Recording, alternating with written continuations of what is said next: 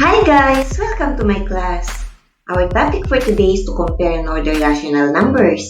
You're going to learn it here, the easy way. In case you are new to my channel, please subscribe so that you will be kept updated on the next math lesson.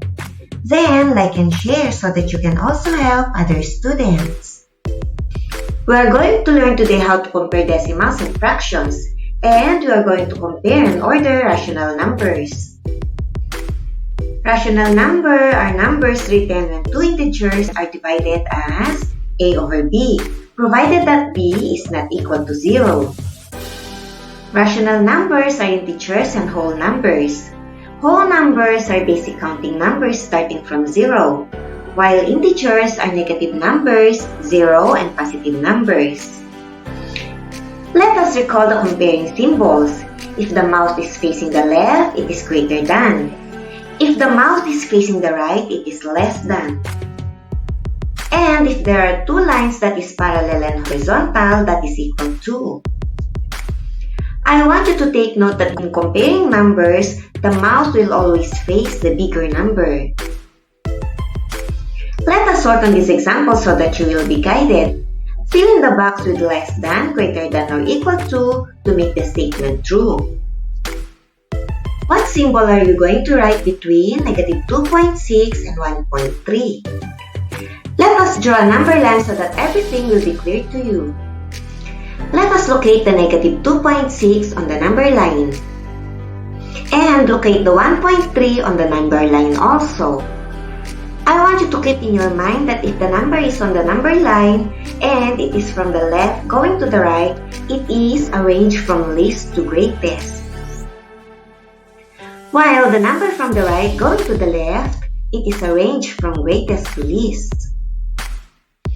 Accordingly, 1.3 is to the right of negative 2.6. Therefore, 1.3 is greater than negative 2.6. Let us work on another example so that you can understand it well. Is 0.9 less than, greater than, or equal to negative 3.2? Let us draw a number line again and locate the numbers. 0.9 is between 0.8 and 1. I mark it with the purple dot. And I mark the negative 3.2 with the purple dot also. As I mentioned a while ago, the number from the left going to the right, it is from least to greatest. And the number from the right going to the left, it is greatest to least.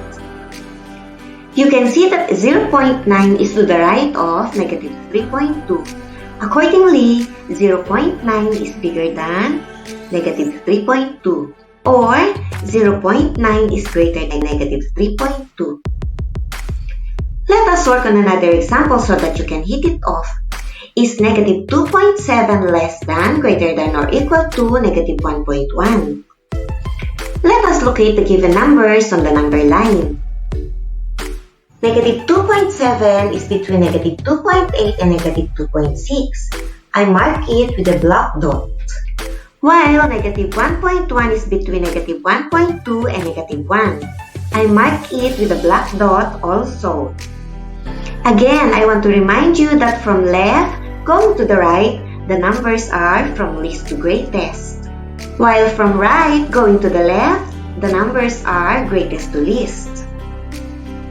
And you can see that negative 1.1 is to the right of negative 2.7. Accordingly, negative 2.7 is less than negative 1.1. I want you to take note that the smaller number it is, if it is negative, it is bigger. Let us work on another example so that you can fully understand the lesson. Fill in the box with less than, greater than, or equal to make the statement true. We are going to compare two fractions this time. What symbol are we going to place in between 4 over 5 and 3 over 7? To make the comparison easier for you, we are going to make the crisscross or cross multiplication. Accordingly, 4 times 7 will give us 28, while 3 times 5 will give us 15. In this regard, comparison will be easier, right?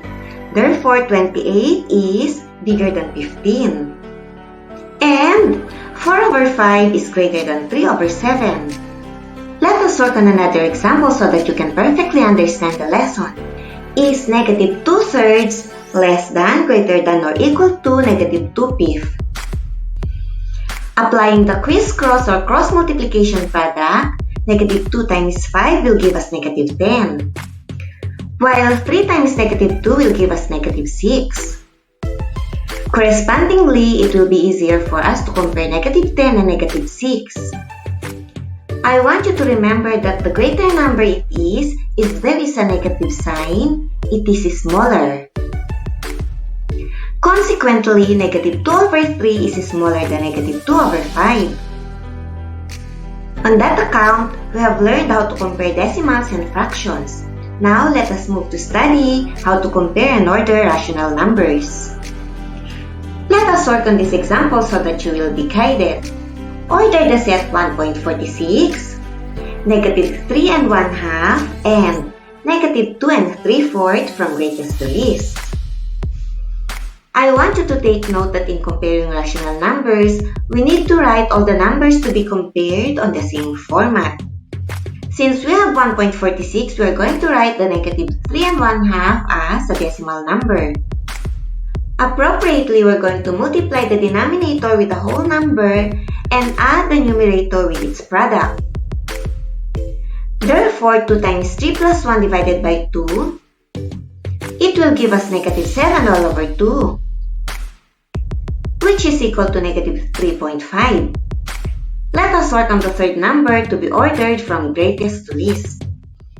We are going to do the same step. We are going to multiply the denominator with the whole number and add the product with the numerator. Accordingly, 4 times 2 plus 3 divided by 4, which will give us negative 11 all over 4. And that is equal to negative 2.75. We already converted the negative 3 and 1/2 into a decimal number, which is negative 3.5. And the negative 2 and 3/4 into negative 2.75. Accordingly, the number that we are going to arrange now is 1.46, negative 3.5, and negative 2.75.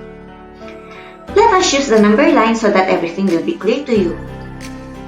Let us locate the 1.46 on the number line with a black dot, and the negative 3.5 with a black dot also. It is between negative 3.6 and negative 3.4. While the negative 2.75 is between negative 2.8 and negative 2.7. From what we have learned a while ago, if it is from the left going to the right, it is least to greatest. And from right going to the left, it is arranged from greatest to least. The requirement is arrange the number from greatest to least. So the greatest is 1.46. The next one is negative 2.75. And the last one is negative 3.5.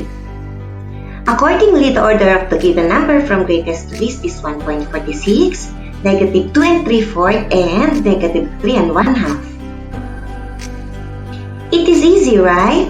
I just want you to read the question very well so that you would know if you are going to arrange it from greatest to least or least to greatest. Correspondingly, we have met our goal for today's lesson.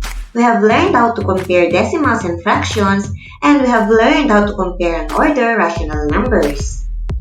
To wrap it up, if you have a number line, I want you to remember that if it is from left going to the right, the number is from least to greatest. And if it is right going to the left, the number is from greatest to least. Always remember that the mouth of the comparing symbol is always facing the bigger number. In comparing fraction, just do the cross multiplication. I want you to remember that the bigger number it is, if there is a negative sign, it is smaller. Likewise, in ordering rational numbers, you need to convert all the numbers in the same format so that you can order it from greatest to least or least to greatest. Okay? It is very easy. To conclude our lesson for today, I want you to always remember what His Highness Sheikh Zayed bin Sultan Al Nahyan, may his soul rest in peace, wrote for us. Education is like a lantern which lights your way in a dark alley. Sheikh Zayed wrote and left this quote for us so that the youth will always remember the importance of education. The genuine concern of Sheikh Zayed for his nation will always remain, as this quote will handed down from generation to generation. And to encapsulate our lesson for today, I want you to always remember that life is a math equation. You cannot get the most of it if you cannot convert the negatives into positive.